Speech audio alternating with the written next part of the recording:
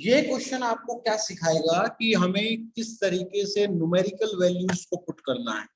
Numerical values को put करने का अर्थ है कि ये आपको, अब तक हमने फॉर्मूला तो सीख लिया, अब हमें उन फॉर्मूलेज को कैसे अप्लाई करना है वो चीज बेटा ये आपको समझाएगा। ठीक है, तो मैं स्टार्ट करता हूँ क्वेश्चन को। आप इस क्वेश्चन को नोट कर लीजिएगा, चाहे आप थोड़ी जगह छोड़ दीजिएगा और इसका स्क्रीनशॉट ले लिया करो और क्वेश्चन पर ध्यान दो। क्वेश्चन में क्या पूछा गया है कि एक गामा फोटोन्स हैं, these are the gamma photons, gamma radiation कह सकते हैं हम, जिनकी एनर्जी जो है, इंसिडेंट एनर्जी जो है वो 510 किलो इलेक्ट्रॉन वोल्ट है और वो इंसिडेंट करते हैं, ठीक है, एक एल्यूमिनियम फॉइल के ऊपर, और उससे कुछ भी आपका एक फोटोन बाहर निकलेगा, इलेक्ट्रॉन रिकॉइल करेगा, ठीक है ना। तो इस तरीके से फिनोमेना होता है। तो हमें निकालना क्या है क्वेश्चन में, एक तो हमें वेवलेंथ ऑफ द रेडिएशन निकालनी है। कौन सी बेटा? जो इस वेवलेंथ, दिस लैम्डा निकालना है ना, जो इंसिडेंट रेडिएशन है। Calculate the wavelength of radiation. Even हम दोनों वेवलेंथ निकाल सकते हैं, हम ये लैम्डा भी निकाल देंगे और हम ये लैम्डा डैश भी निकाल देंगे, क्योंकि क्वेश्चन में जिक्र नहीं कर रखा लैम्डा कौन सा निकालना है, तो हम दोनों लैम्डा निकालें, ठीक है ना, हम दोनों लैम्डा निकालें। दूसरा, एनर्जी भी निकालनी है, तो इंसिडेंट की एनर्जी तो दे रखी है, तो मुझे इसकी भी एनर्जी निकालनी है, तो मैं ई डैश भी निकाल लूंगा, है ना।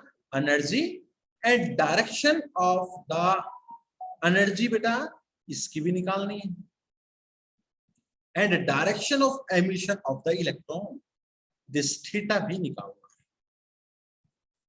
ठीक है, तो लगभग सारी ही चीजें निकालनी है। दे क्या रखा है, इंसिडेंट इलेक्ट्रॉन की एनर्जी दे रखी है, और एक बात और दे रखा है, शायद कुछ एंगल वगैरह के बारे में बता रखा है क्या बेटा?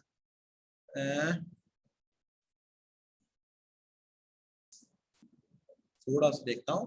A beam of gamma radiation having 510 incident on the foil of aluminium. Calculate the wavelength of the radiation. Wavelength of the radiation. थोड़ा क्वेश्चन में अधूरापन कर दिया मैंने। यहाँ पर एक बात और लिख रखी है, at 90 डिग्री, मतलब ये एंगल बेटा तो 90 डिग्री है, तो थोड़ा ऊपर बनाना पड़ेगा मेरे को। ये डायरेक्शन ऑफ एमिशन क्या था बेटा? एमिशन ऑफ द फोटोन ऊपर निकला है ऐसे 90 डिग्री पॉइंट पर, तो फाई एंगल कितना हो गया बेटा? 90 डिग्री हो गया। चलो काम करना स्टार्ट करते हैं, सारी चीजें निकालते हैं बेटा। चलो सॉल्यूशन करो। तो पहली चीज मैं निकालूंगा क्वेश्चन में लैम्डा। क्या निकालूंगा बेटा? लैम्डा। धीरे धीरे सारी चीजें निकालना सिखाता हूं, लैम्डा निकालूंगा। तो बेटा एनर्जी और लैम्डा में कोई रिलेशन बताएगा मेरे को? ई क्या होता है? H C by lambda. अरे होता है नहीं होता बेटा? अब एनर्जी कितनी दे रखी है बेटा क्वेश्चन में, देखो जल्दी से, 510 किलो इलेक्ट्रॉन वोल्ट, ठीक है ना, 510 किलो इलेक्ट्रॉन वोल्ट। हालांकि बेटा मैंने आपको सारा चीजें बता रखी है, एचसी की वैल्यू डायरेक्ट पुट कर दिया करो, ठीक है, तो वहां से लैम्डा निकल के आ जाएगा। उस तरीके से भी आप चीजों को कर सकते हो, ऐसी कोई बात नहीं है, ठीक है ना। तो वो चीजें भी आप कर सकते हो, लेकिन इसमें पूरा मेथड भी एक बार लगा के मैं आपको बता देता हूँ। तो 510 किलो इलेक्ट्रॉन वोल्ट। बेटा एक बात बताओ, इलेक्ट्रॉन वोल्ट को बदलने के लिए जूल में क्या करते हैं?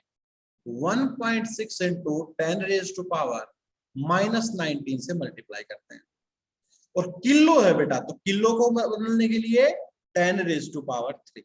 बोलो बेटा ये समझ में आया? देखो किलो को तो मैंने इलेक्ट्रॉन वोल्ट में बदला तो 10⁻3, और इलेक्ट्रॉन वोल्ट को जूल में बदला तो 1.6 इंटू 10⁻⁻19 आ। बोलो बेटा यहां तक कोई डाउट हो किसी को? हाँ जी बताओ बेटा।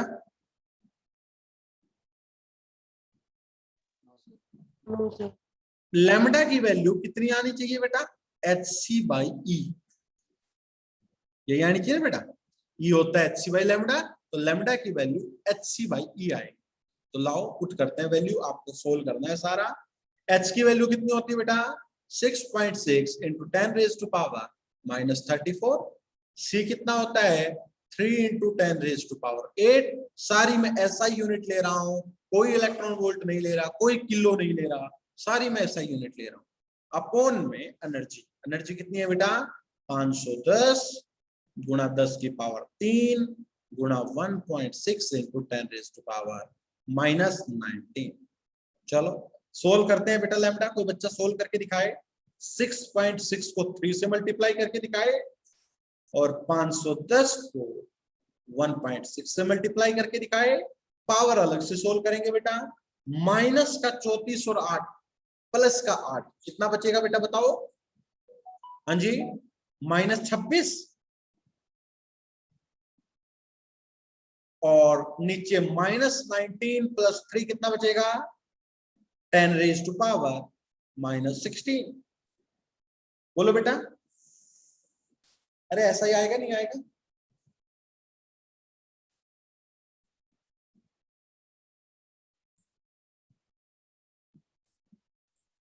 हाँ जी सही कर रहे हैं बेटा। ओके तो एक बार मेरे को आंसर बताओ ना। 6.6 को मल्टीप्लाई करो 3 से, बताओ कितना है 0.06 into 10 raised to the power minus 0.06। ये फाइनल आंसर आया बेटा, into 10 raised to the power -10। ये फाइनल आंसर है। नो सर, into में 10 की पावर -10 भी है। नहीं वो तो ठीक है, लेकिन ये फाइनल आ गया आपका, ये नीचे कुछ है। नो सर फाइनल है। फाइनल है, चलो देखते हैं। और कोई बच्चा चेक करे एक बार, मेरे को कुछ गड़बड़ लग रही है। ये ऊपर तो बनेगा 0.024 19.8, ऊपर तो बनेगा 19.8 और नीचे बनेगा 0.204। बिल्कुल सही बच्चा। आप बेटा कैलकुलेटर में मल्टीप्लाई भाग गलत करते हो।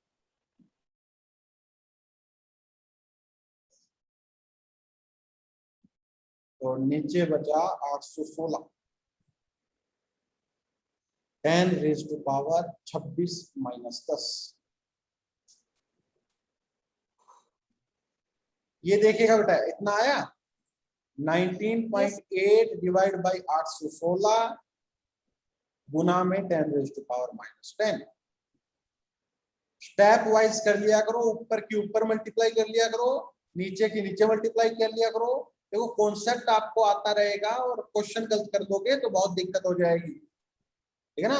और 19.8 को अगर मैं भाग कर दूं 816 से तो मेरा आंसर आया 0.0242 है ना, 10 raise to power -10।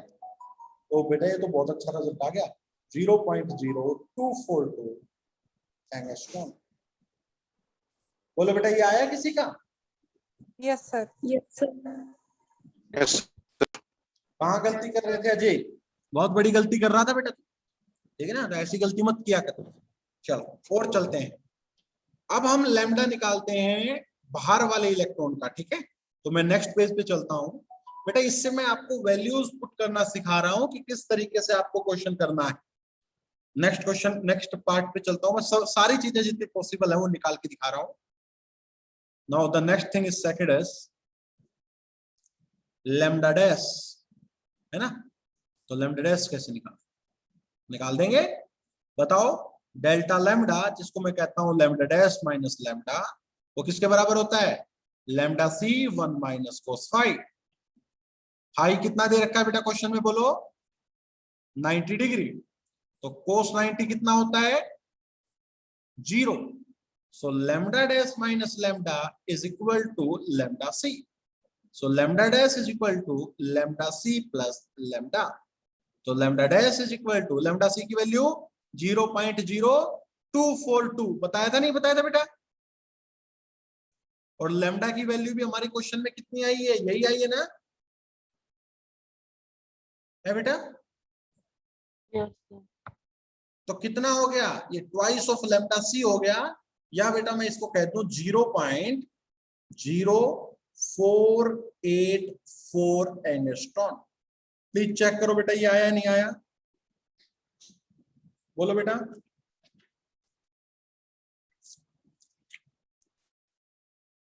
Yes sir.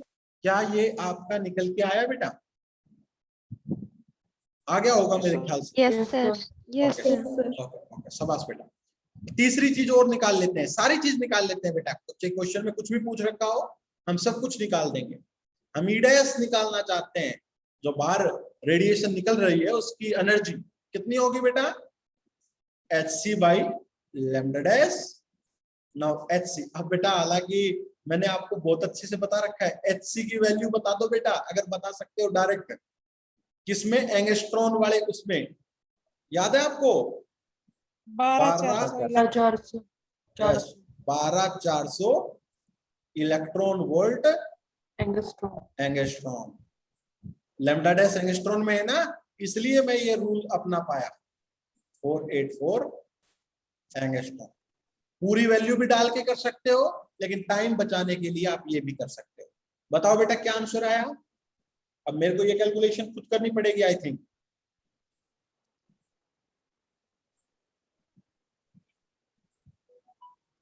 बारह 400 को भाग किया 0.0484, तो मेरे ख्याल से आपका आंसर आना चाहिए 256,198.34 इलेक्ट्रॉन वोल्ट। देखना बेटा, या बेटा मेरे लिए हुआ 256.1 किलो इलेक्ट्रॉन वोल्ट। बोलो बेटा। हाँ जी, लिख सकता हूं ना? Yes, sir. तो वो बात पता लगा बेटा आपको? देखो इंसिडेंट जो फोटोन था उसकी एनर्जी कितनी थी? 510, और स्कैटर्ड की 256। घट गई ना बेटा, एनर्जी घट गई है ना। और देखो वेवलेंथ बढ़ी है, लैम्डा डैश उसका कितना था? 0.0242, अब की बार कितना है? 0.0। तो वेवलेंथ बढ़ेगी, एनर्जी घटेगी। बताओ बेटा, आई थिंक थर्ड क्वेश्चन आपको क्लियर हो गया होगा। मैं आगे प्रोसीड करता हूं। बोलो बेटा, यहां तक हो गया? Yes, sir. Yes, sir. Okay, fourth चीज निकालते हैं। Fourth, energy of recoiling electron.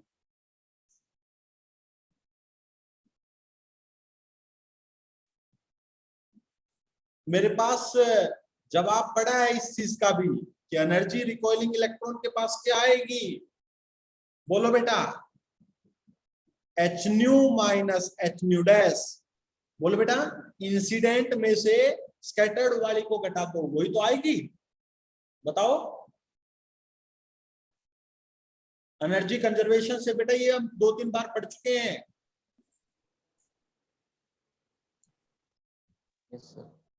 तो बताइएगा, इंसिडेंट की एनर्जी कितनी थी? 510 किलो इलेक्ट्रॉन वोल्ट।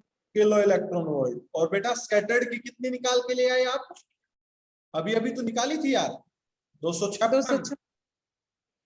256 ही ले लो, क्यों 0.1 को लेके करते हो? बताओ बेटा कितना आया? 10 में से 4 है ना, 253। 5 तो 254।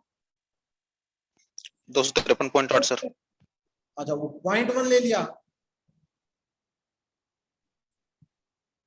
तो कितना लिख के आए बेटा? 253.8 या 9? 8 सर, 8। 9 आएगा, 9 आना चाहिए यार।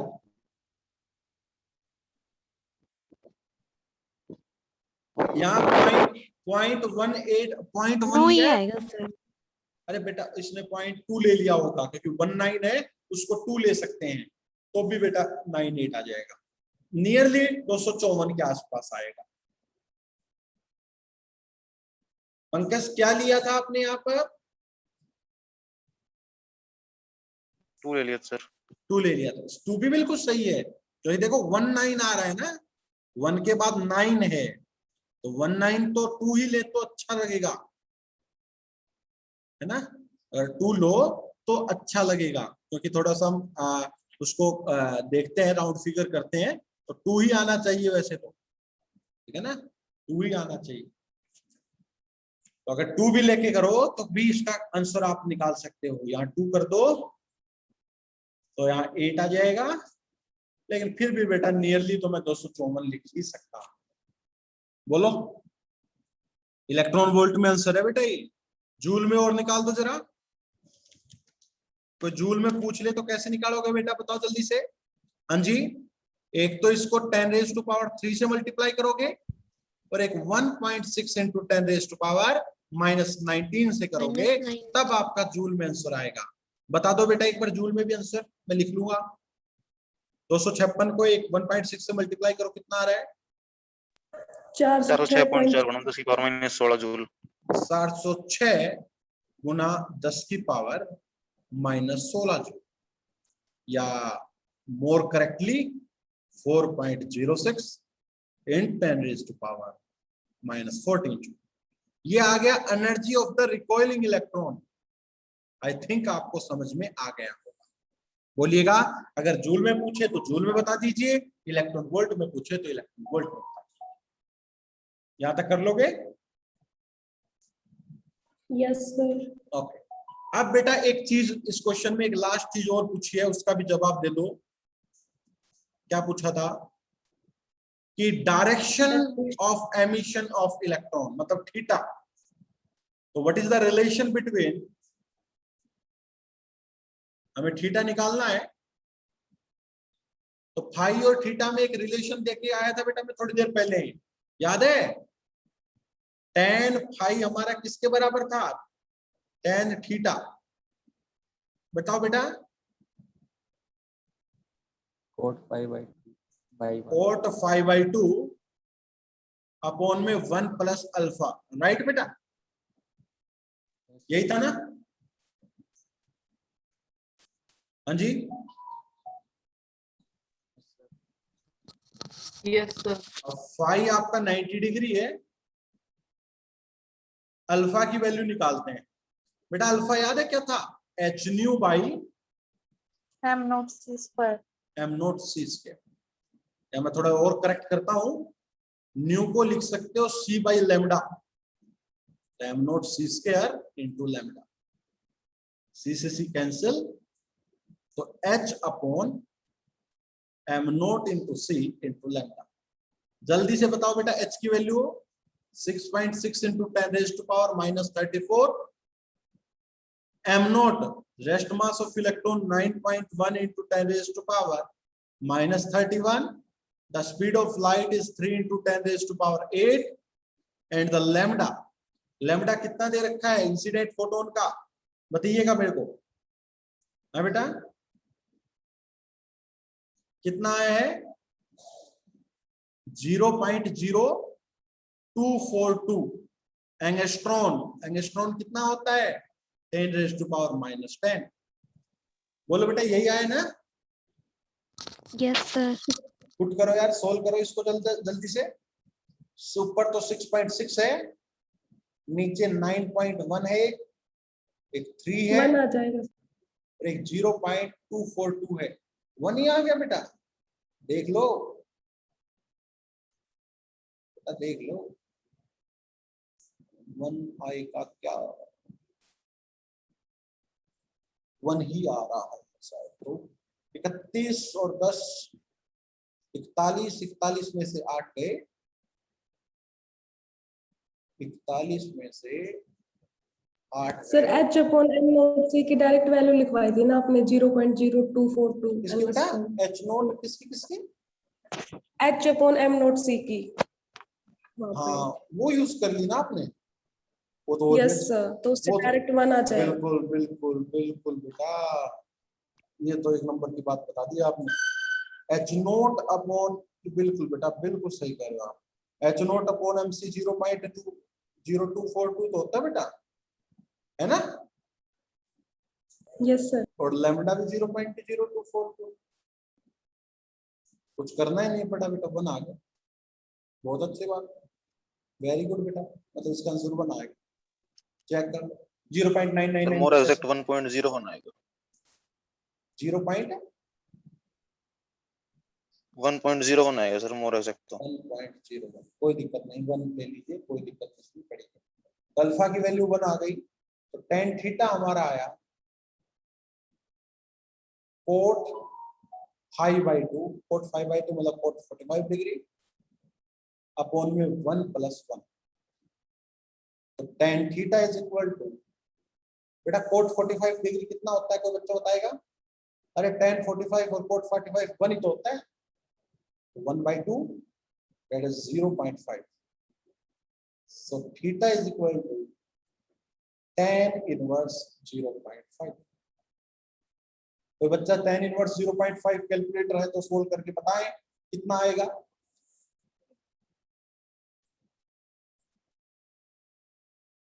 बताइए बेटा।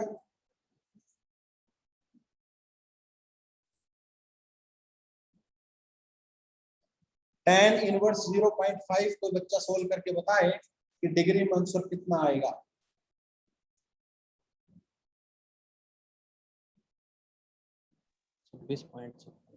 बिल्कुल सही निकाला बेटा, 26 पॉइंट कितना बता रहे हो? 56। 26.56 आंसर आ रहा है या 36 आ रहा है, 56 आ रहा है, देख ले डिग्री में, ठीक है ना, नियरली इक्वल टू 26 डिग्री। ये आपका क्वेश्चन है जिसका सॉल्यूशन हमने करवाया। तो आई थिंक अब आपको बेटा इस टाइप के क्वेश्चंस आप कर लोगे। एक क्वेश्चन मैं आपको होमवर्क के लिए दे रहा हूं, कल आते हैं 2-3 क्वेश्चन और करवाऊंगा, उसके बाद आपका कंटेंट कंप्लीट हो जाएगा, फिर आपको कंटेंट फोटोइलेक्ट्रिक और ब्लैक बॉडी रेडिएशन पर असाइनमेंट मिल जाएगा। बताइए बेटा, यहाँ तक नोट हो गया तो एक मैं क्वेश्चन दे देता हूँ आपको।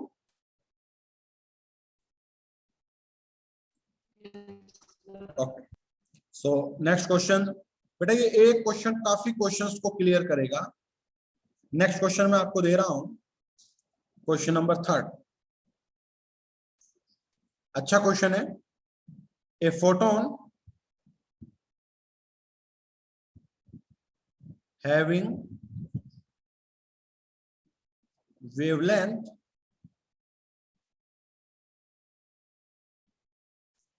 lambda is equal to 3h/2 mc strike on the free electron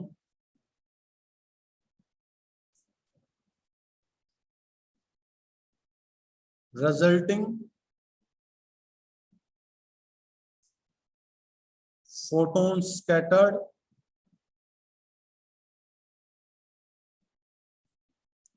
at 180 degree angle. इसको मैं ऐसे भी लिख सकता था कि photon scattered back, photon scattered back है ना, पीछे आ जाना। 180 तो तभी बनेगा ना, बिल्कुल पीछे आ जाएगा 180 degree. Find the momentum of the electron. आपको इलेक्ट्रॉन का मोमेंटम बताना है। रिकॉइलिंग इलेक्ट्रॉन लिख दो और भी अच्छा लगेगा। Of the recoiling electron, recoiling electron, जो रिकॉइल हुआ है इलेक्ट्रॉन उसका मोमेंटम आपको बताना है। और क्वेश्चन में बता रहा हूं बेटा, बहुत इंपॉर्टेंट क्वेश्चन है और मैक्सिमम बच्चे इस क्वेश्चन को गलत करके आते हैं। आप करोगे तो इसको गलत अप्रोच के साथ मत करना, एक बार करके देखना। कल आते ही मैं इस क्वेश्चन को करवाऊंगा, बहुत अच्छा इंपॉर्टेंट क्वेश्चन है, इसलिए मैं इस पे पूरा ध्यान दूंगा कल आते हैं। ठीक है, कल इस क्वेश्चन को करते हैं बेटा। एक क्वेश्चन और लिख लो, क्वेश्चन नंबर 4। 2 क्वेश्चन आपके लिए होमवर्क हो जाएंगे। A photon having momentum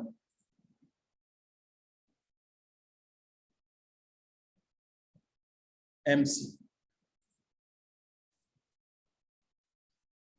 strike on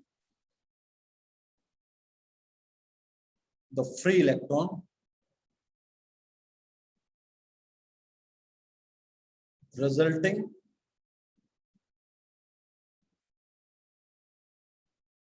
photon scattered at 90 degree angle. find the momentum of